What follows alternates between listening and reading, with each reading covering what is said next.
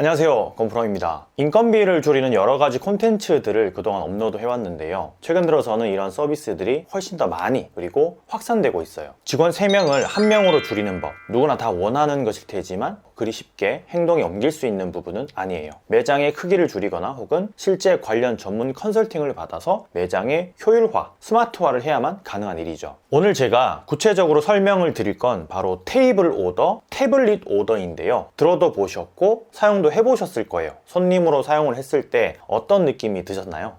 저는 7, 8년 전에 후쿠오카에 갔다가 처음 이 시스템을 접하게 되었는데 뿅 하고 반해버렸던 기억이 있어요. 그 뒤로 우리나라에도 조금씩 확산이 되더니 지금은 매장을 오픈하시는 분들이 대체적으로 염두를 하고 계시더라고요. 시급은 계속 올라가고 또 식당 인력이라는 게 아직까지는 그들에게 스쳐가는 곳으로 치부되다 보니까 처음부터 아예 반무인화를 생각하고 매장 시스템을 만드는 거죠. 구독자 할인 혜택도 있으니까 상담 시에 꼭 말씀을 하셔서 할인도 받으시고요.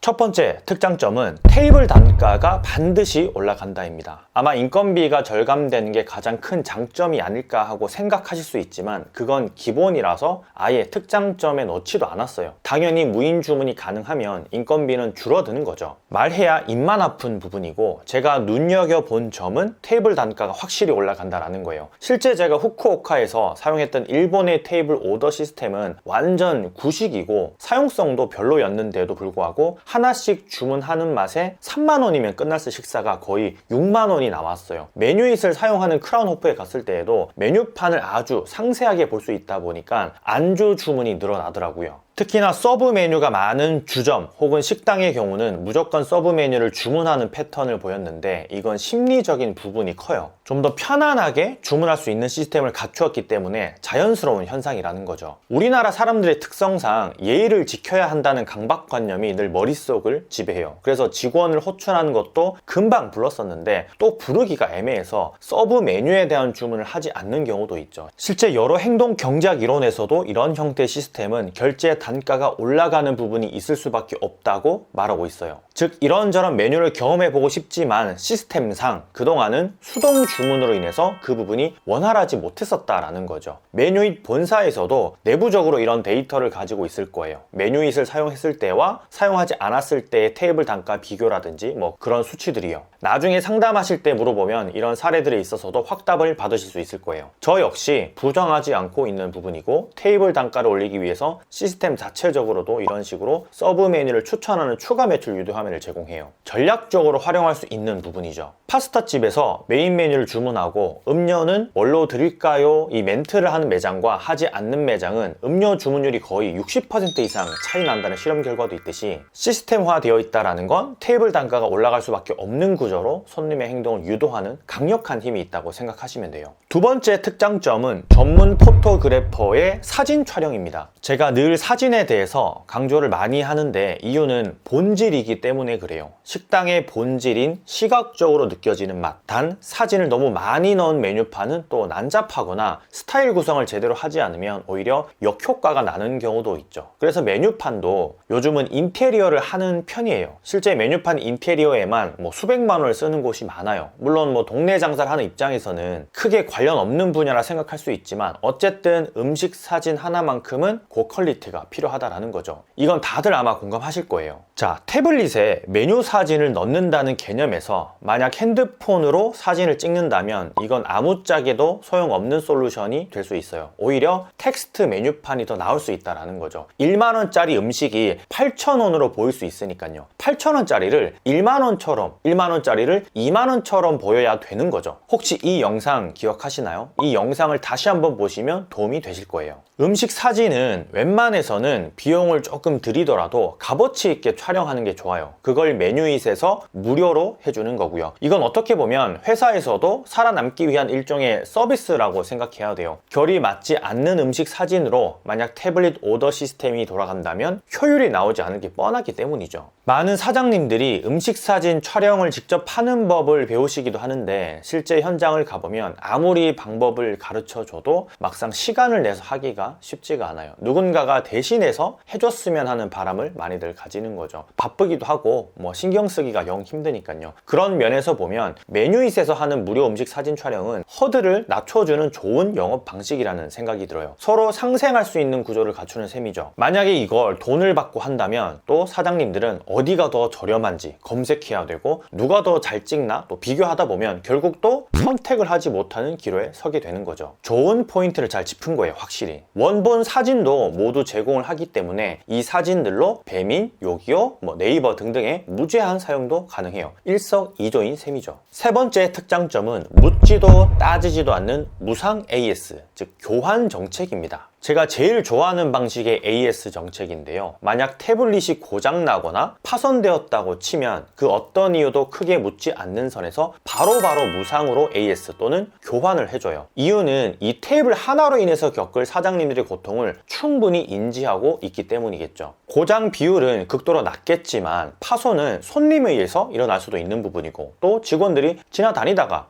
치거나 해서 부서질 수도 있잖아요. 시스템적으로 오류가 생길 수도 있고요. 물론 시스템 오류는 거의 없다고 하는데 하드웨어 자체적인 파손에 있어서 100% 무상 교환 정책을 한다는 건 어쩌면 파격적인 행보이지 않을까 싶어요. 오래전에 제가 USB를 한 회사에서 몇 번 고장이 나서 수리를 보낸 적이 있는데 수리가 아니라 교환을 바로 해주더라고요. 한 번은 제 실수로 플라스틱 부분이 부서져서 혹시나 싶어서 AS를 맡겼는데 역시나 교환을 해줬고요. 지금은 이 USB 회사가 좋은 가격에 큰 회사 인수가 되어서 이 찐 펜을 흡수하는 형태가 되었는데 펜이 안 될 수 없는 정책을 펼친 거예요. 아마 메뉴잇이 이런 정책을 하는 이유는 아까 말씀드렸던 첫 번째, 사장님들의 매장 운영에 혹시라도 큰 불편을 겪을 수 있기 때문이 가장 클 것이고, 두 번째는 오래도록 지속적으로 사용해야 하는 기기다 보니까 꾸준히 한 파트너로서 사장님들과의 관계를 가지려는 의도가 아닐까 싶어요. 고의성만 없다면 완벽하게 교환을 해주니까 좀 반할만 한 거죠. 네 번째 특장점은 호출 기능 특화 및 선후결제 선택 옵션입니다. 이게 뭔가 하면 1인 매장 혹은 2인 매장이 제 구독자분들 중에 제일 많을 텐데 코로나 이후에 인건비 때문에 셀프 매장으로의 변모를 하신 분들이 꽤 있으세요. 외식업계에서 이 다운사이징이 한때 또 유행을 해서 50평 매장을 반으로 줄이고 서빙 직원을 줄이고 없애면서 셀프 시스템으로 아예 돌아선 곳도 많으세요. 그런 매장에서는 이 호출 기능이 굉장히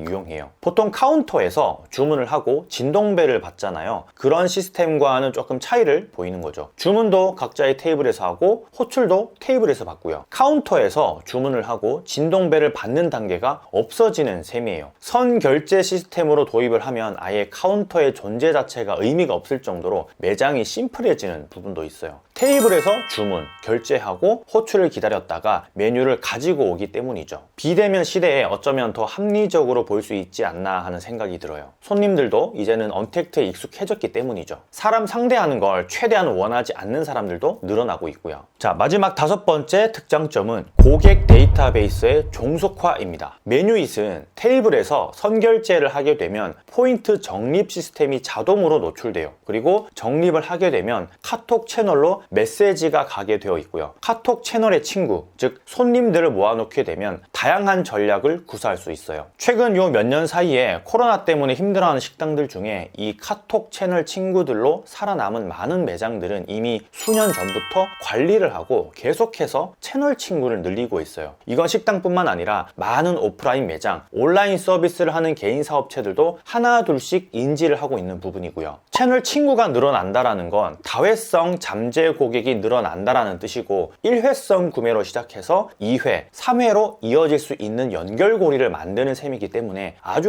중요한 부분이에요. 주의를 보면 현금 5,000원을 깎아주고 채널 친구를 늘리려는 것도 있고 무지막지한 서비스를 주기도 해요. 이 손해가 아니라 오히려 적절한 투자의 개념을 가지는 거죠. 메뉴잇에서는 자연스럽게 카톡 채널에서 메시지가 가기 때문에 유도할 수 있는 여러 가지 방향이 나오는 셈이에요. 굳이 일부러 검색하지 않아도 메시지가 오면 확인을 하는 게 사람의 심리이기 때문에 채널 친구가 늘어나는 구조이고요. 만약 채널 추가를 하면 메뉴판에 있는 8,000원짜리 오지치즈 감자가 무료라면 당연히 확률은 더 늘어나겠죠. 실제 이런 식으로 친구를 많이들 늘려가고 있고요. 중요 포인트이니까 꼭 활용을 한번 해보셨으면 해요. 자, 이것 외에도 장점이 꽤 많지만 시간 관계상 이 정도로 하고요. 구독자분들에게 5% 렌탈 할인을 해주기로 협의를 했어요. 상담을 하시게 됐을 때 권프로 소개라고 말씀하시면 돼요.